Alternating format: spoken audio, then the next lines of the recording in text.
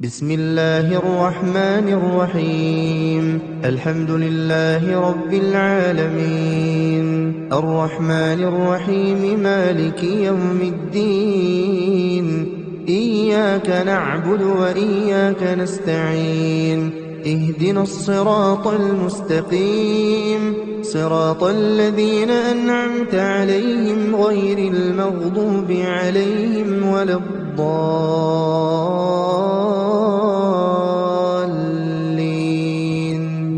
الله لا إله إلا هو الحي القيوم، لا تأخذه سنة ولا نوم، له ما في السماوات وما في الأرض. من ذا الذي يشفع عنده إلا بإذنه، يعلم ما بين أيديهم وما خلفهم، ولا يحيطون بشيء من علمه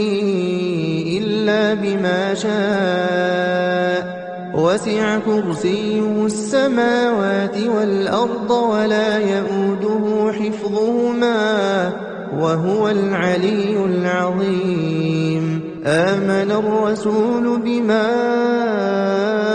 أنزل إليه من ربه والمؤمنون، كل آمن بالله وملائكته وكتبه ورسله، لا نفرق بين أحد من رسله، وقالوا سمعنا وأطعنا غفرانك ربنا وإليك المصير. لا يكلف الله نفسا إلا وسعها، لها ما كسبت وعليها ما اكتسبت. ربنا لا تؤاخذنا إن نسينا أو أخطأنا، ربنا ولا تحمل علينا إصرا كما حملته على الذين من قبلنا، ربنا ولا تحملنا ما لا طاقة لنا به، واعف عنا واغفر لنا وارحمنا، أنت مولانا فانصرنا على القوم الكافرين. بسم الله الرحمن الرحيم. قل هو الله أحد، الله الصمد، لم يلد ولم يولد ولم يكن له كفوا أحد. بسم الله الرحمن الرحيم. قل أعوذ برب الفلق، من شر ما خلق، ومن شر غاسق إذا وقب، ومن شر النفاثات في العقد، ومن شر حاسد إذا حسد. بسم الله الرحمن الرحيم. قل أعوذ برب الناس،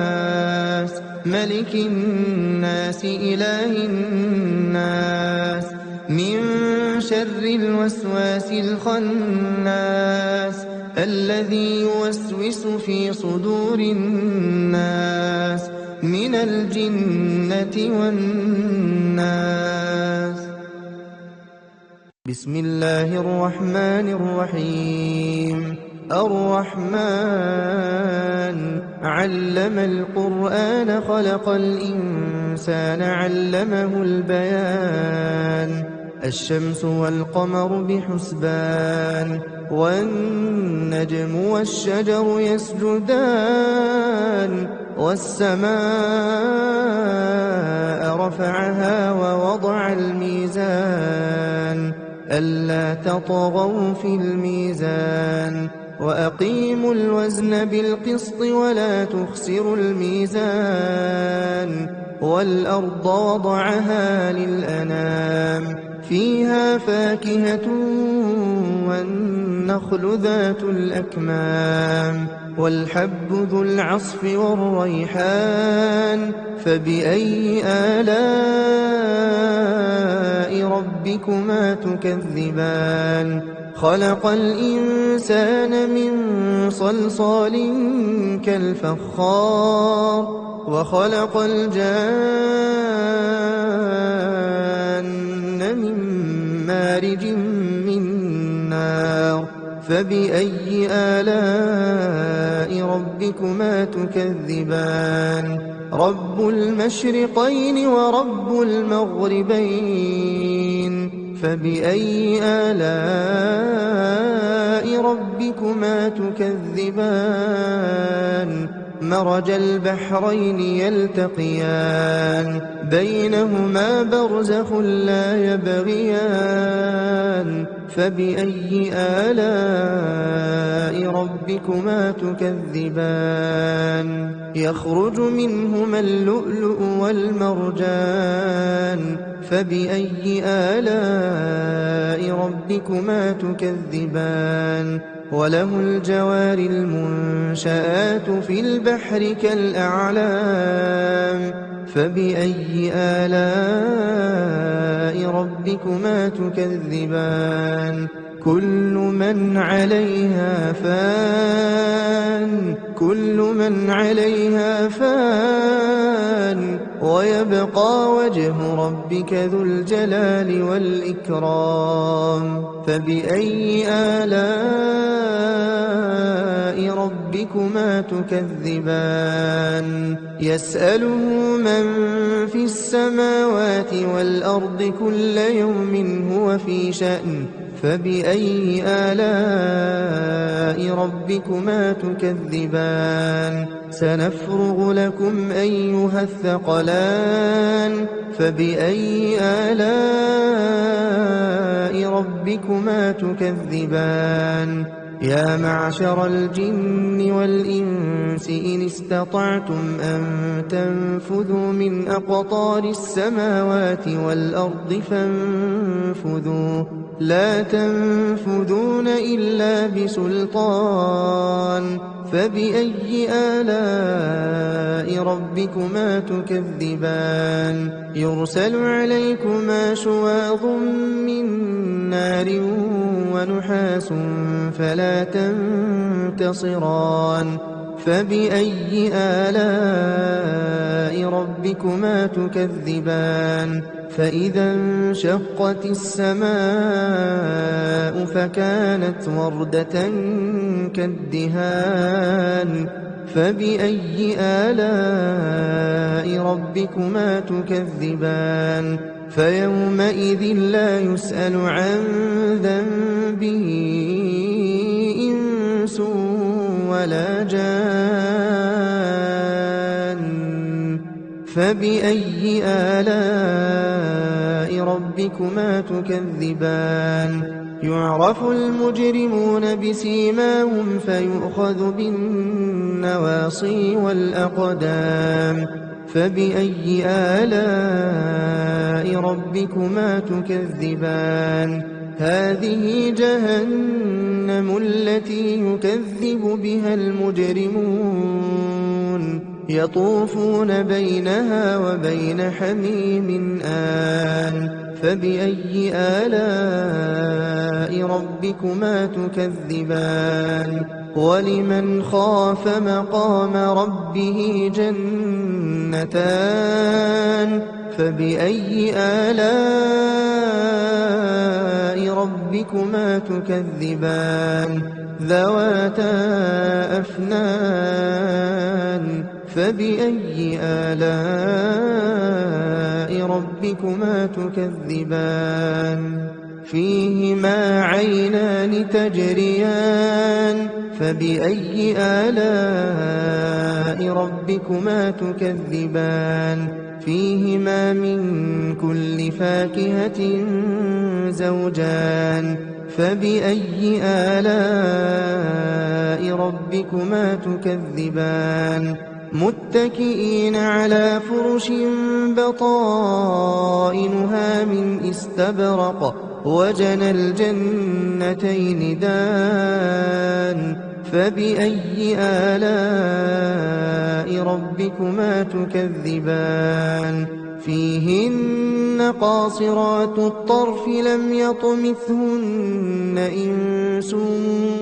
قبلهم ولا جان فبأي آلاء ربكما تكذبان كأنهن الياقوت والمرجان فبأي آلاء ربكما تكذبان هل جزاء الإحسان إلا الإحسان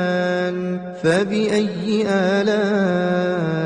ربكما تكذبان ومن دونهما جنتان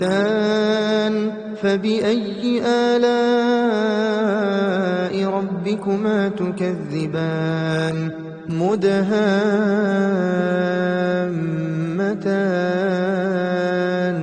فبأي آلاء ربكما تكذبان فيهما عينان نضاختان فبأي آلاء ربكما تكذبان فيهما فاكهة ونخل ورمان فبأي آلاء ربكما تكذبان فيهن خيرات حسان فبأي آلاء ربكما تكذبان حور مقصورات في الخيام فبأي آلاء ربكما تكذبان لم يطمثهن إنس قبلهم ولا جان فبأي آلاء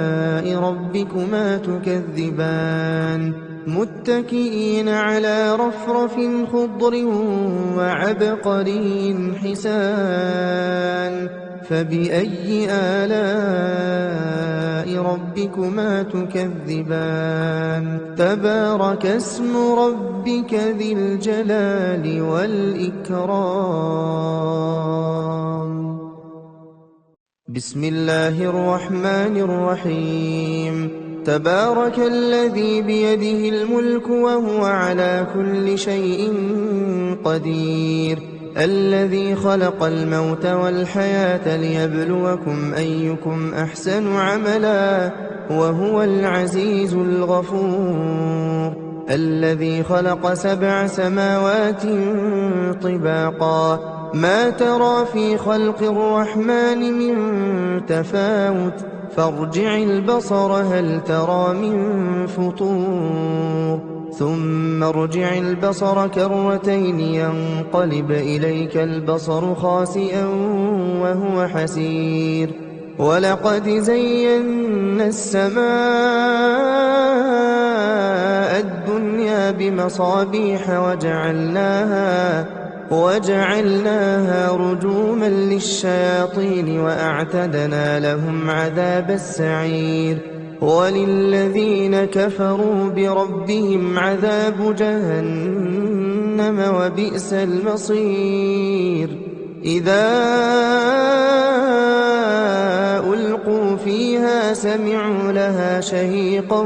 وهي تفور تكاد تميز من الغيظ كلما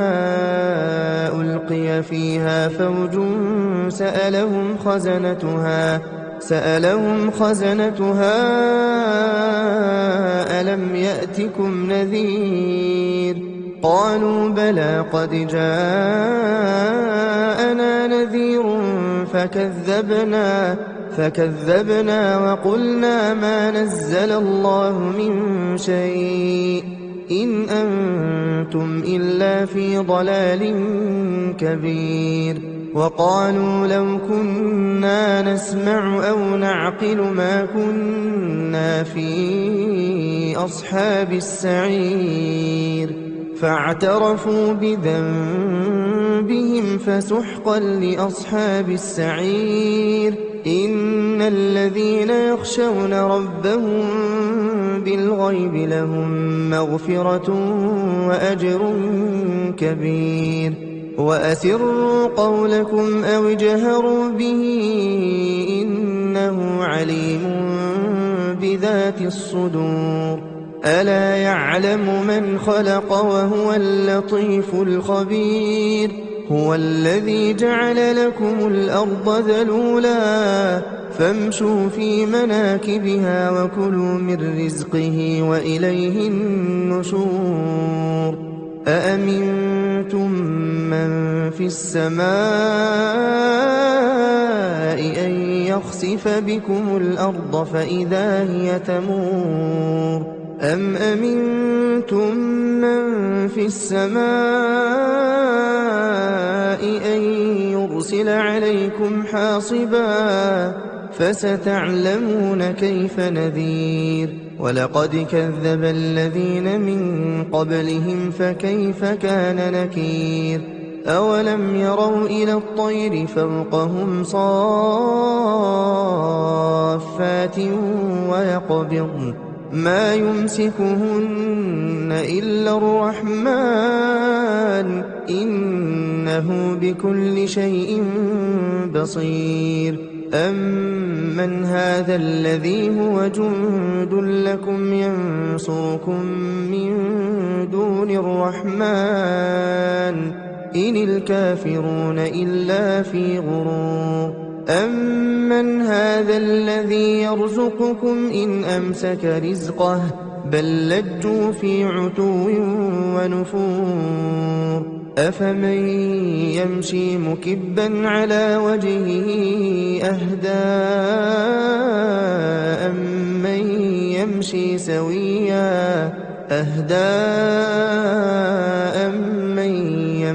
سويا على صراط مستقيم قل هو الذي أنشأكم وجعل لكم السمع والأبصار والأفئدة قليلا ما تشكرون قل هو الذي ذرأكم في الأرض وإليه تحشرون ويقولون متى هذا الوعد إن كنتم صادقين قل إنما العلم عند الله وإنما أنا نذير مبين فلما رأوه زلفة سيئت وجوه الذين كفروا وقيل هذا الذي كنتم به تدعون قل أرأيتم إن أهلكني الله ومن معي أو رحمنا فمن يجير الكافرين من عذاب أليم قل هو الرحمن آمنا به وعليه توكلنا فستعلمون من هو في ضلال مبين قل أرأيتم إن أصبح ماؤكم غورا فمن يأتيكم بماء معين بسم الله الرحمن الرحيم إذا وقعت الواقعة ليس لوقعتها كاذبة خافضة رافعة إذا رجت الأرض رجا وبست الجبال بسا فكانت هباء منبثا وكنتم أزواجا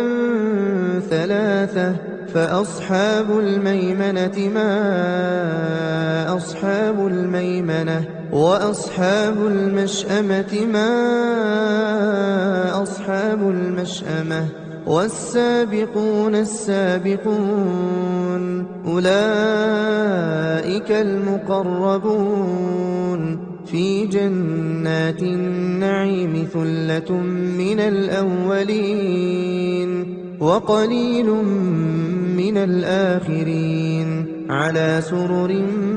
موضونة متكئين عليها متقابلين يطوف عليهم ولدان مخلدون بأكواب وأباريق وكأس من معين لا يصدعون عنها ولا ينزفون وفاكهة مما يتخيرون ولحم طير مما يشتهون وحور عين كأمثال اللؤلؤ المكنون جزاء بما كانوا يعملون لا يسمعون فيها لغوا ولا تأثيما إلا قيلا سلاما سلاما وأصحاب اليمين ما أصحاب اليمين في سدر مخضود وطلح منضود وظل ممدود وماء مسكوب وفاكهة كثيرة لا مقطوعة ولا ممنوعة وفرش مرفوعة إنا أنشأناهن إنشاء فجعلناهن أبكارا عربا أترابا لأصحاب اليمين ثلة من الأولين وثلة من الآخرين وأصحاب الشمال ما أصحاب الشمال في سموم وحميم وظل من يحموم لا بارد ولا كريم إنهم كانوا قبل ذلك مترفين وكانوا يصرون على الحنث العظيم وكانوا يقولون أئذا متنا وكنا ترابا وعظاما أئنا لمبعوثون أو آباؤنا الأولون قل إن الأولين والآخرين لمجموعون إلى ميقات يوم معلوم ثم إنكم أيها الضالون المكذبون لآكلون من شجر من زقوم فمالئون منها البطون فشاربون عليه من الحميم فشاربون شرب الهيم هذا نزلهم يوم الدين نحن خلقناكم فلولا تصدقون أفرأيتم ما تمنون أأنتم تخلقونه أم نحن الخالقون نحن قدرنا بينكم الموت وما نحن بمسبوقين على أن نبدل أمثالكم وننشئكم فيما لا تعلمون ولقد علمتم النشأة الأولى فلولا تذكرون أفرأيتم ما تحرثون أأنتم تزرعونه أم نحن الزارعون لو نشاء لجعلناه حطاما فظلتم تفكهون إنا لمغرمون بل نحن محرومون أفرأيتم الماء الذي تشربون أأنتم أنزلتموه من المزن أم نحن المنزلون لو نشاء جعلناه أجاجا فلولا تشكرون أفرأيتم النار التي تورون أأنتم أنشأتم شجرتها أم نحن المنشئون نحن جعلناها تذكرة ومتاعا للمقوين فسبح باسم ربك العظيم فلا أقسم بمواقع النجوم وإنه لقسم لو تعلمون عظيم إنه لقرآن كريم في كتاب مكنون لا يمسه إلا المطهرون تنزيل من رب العالمين أفبهذا الحديث أنتم مدهنون وتجعلون رزقكم أنكم تكذبون فلولا إذا بلغت الحلقوم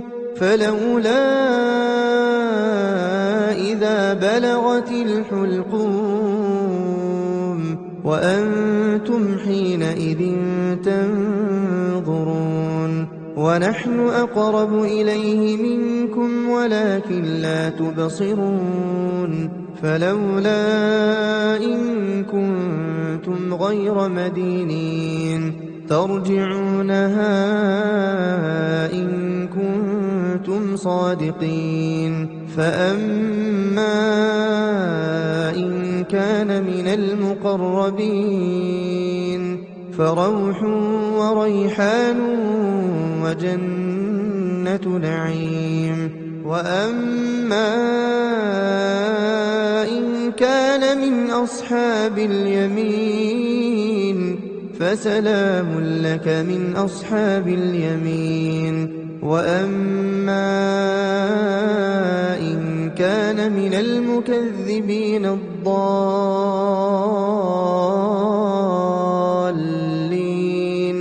فنزل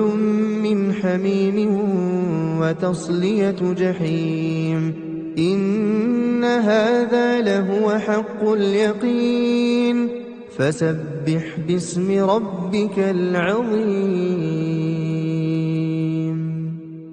بسم الله الرحمن الرحيم ياسين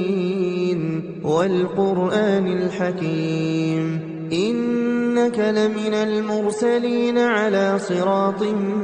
مستقيم تنزيل العزيز الرحيم لتنذر قوما ما أنذر آباؤهم فهم غافلون لقد حق القول على أكثرهم فهم لا يؤمنون إنا جعلنا في أعناقهم أغلالا فهي إلى الأذقان فهم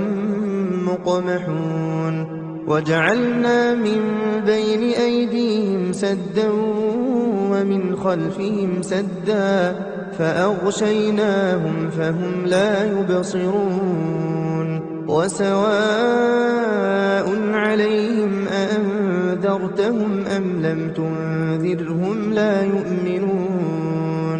إنما تنذر من اتبع الذكر وخشي الرحمن بالغيب فبشره بمغفرة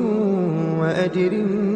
كريم إنا نحن نحيي الموتى ونكتب ما قدموا وآثارهم وكل شيء أحصيناه في إمام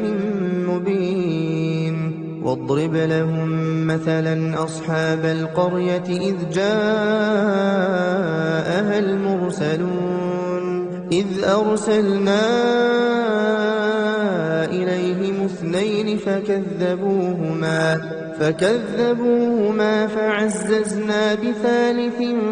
فقالوا إنا إليكم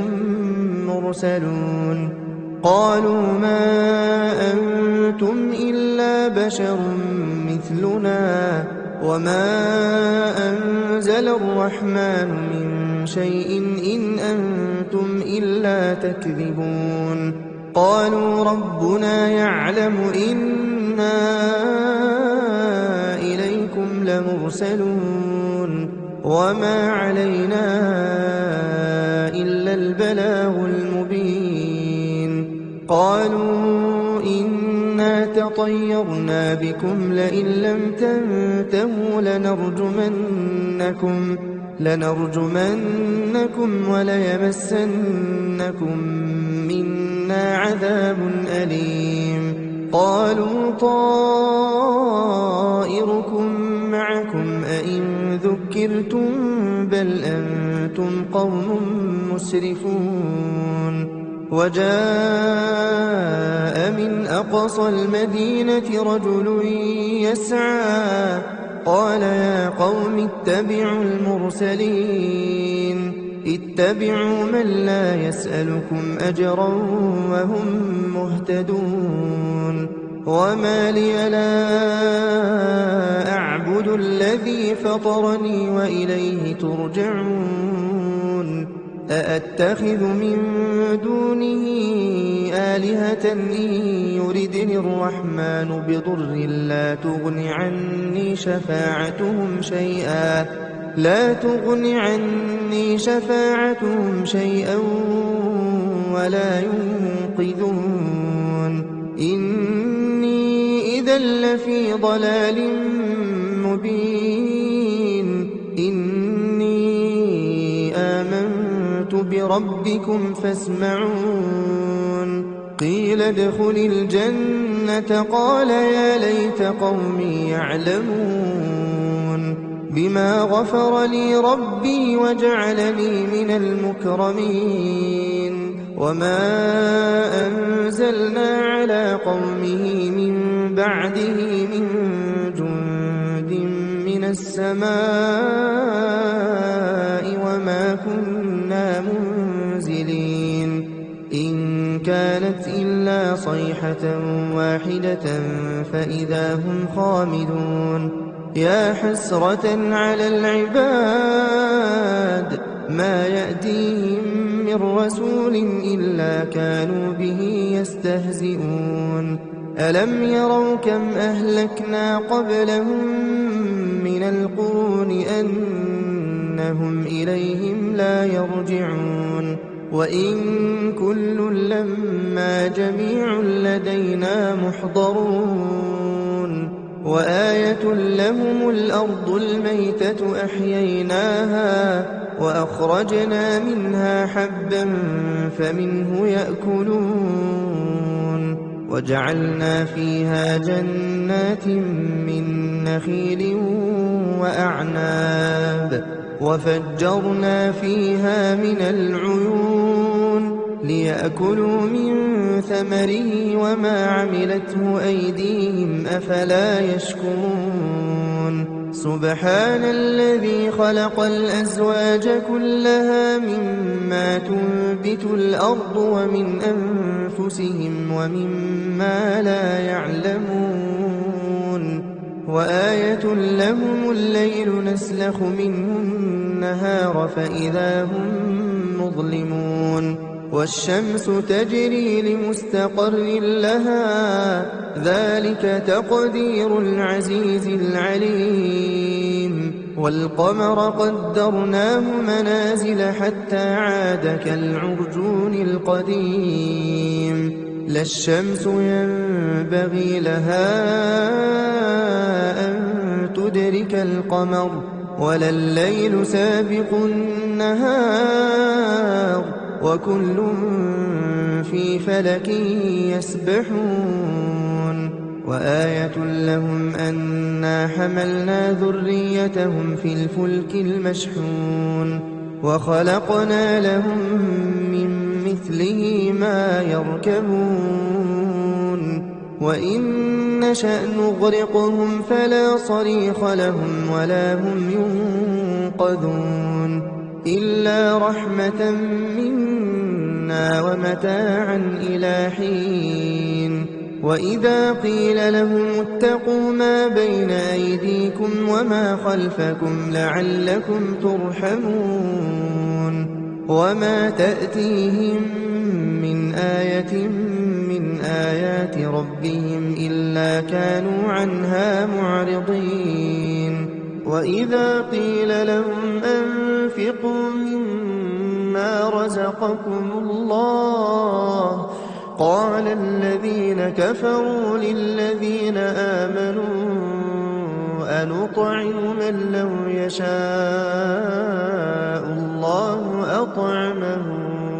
إن أنتم إلا في ضلال مبين ويقولون متى هذا الوعد إن كنتم صادقين ما ينظرون إلا صيحة واحدة تأخذهم وهم يخصمون فلا يستطيعون توصية ولا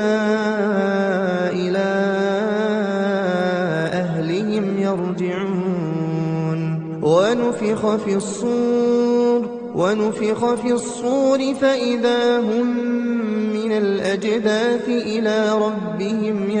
ينسلون قالوا يا ويلنا من بعثنا من مرقدنا هذا ما وعد الرحمن وصدق المرسلون إن كانت إلا صيحة واحدة فإذا هم جميع لدينا محضرون فاليوم لا تظلم نفس شيئا ولا تجزون إلا ما كنتم تعملون إن أصحاب الجنة اليوم في شغل فاكهون هم وأزواجهم في ظلال على الأرائك متكئون لهم فيها فاكهة ولهم ما يدعون سلام قولا من رب رحيم وامتازوا اليوم أيها المجرمون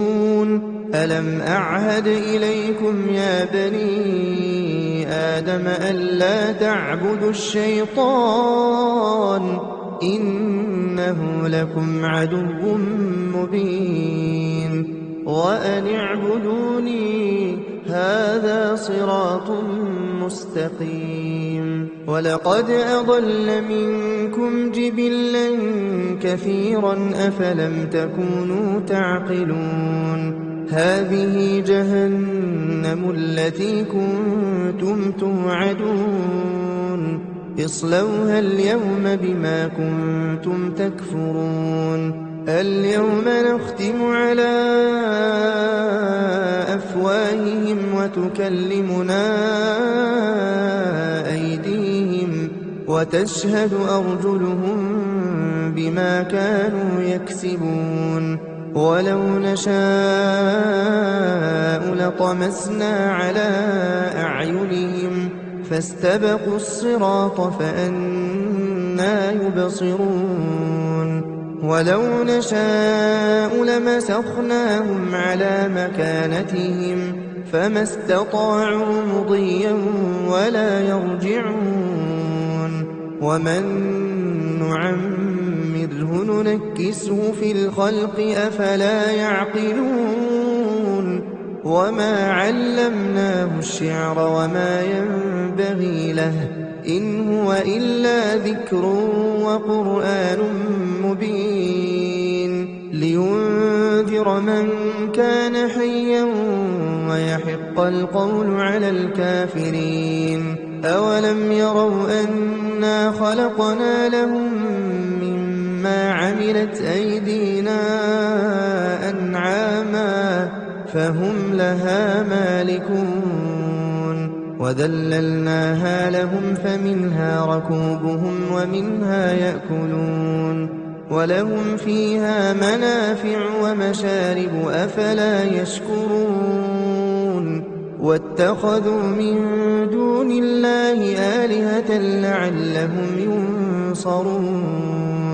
لا يستطيعون نصرهم وهم لهم جند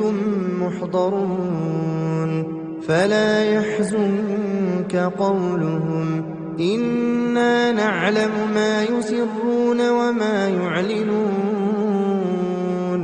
أولم ير الإنسان أنا خلقناه من نطفة فإذا هو خصيم مبين وضرب لنا مثلا ونسي خلقه قال من يحيي العظام وهي رميم قل يحييها الذي أنشأها أول مرة وهو بكل خلق عليم الذي جعل لكم من الشجر الأخضر نارا فإذا أنتم منه توقدون أوليس الذي خلق السماوات والأرض بقادر على أن يخلق مثلهم بلى وهو الخلاق العليم إنما أمره إذا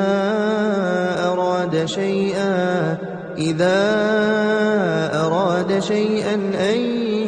يقول له كن فيكون فسبحان الذي بيده ملكوت كل شيء وإليه ترجعون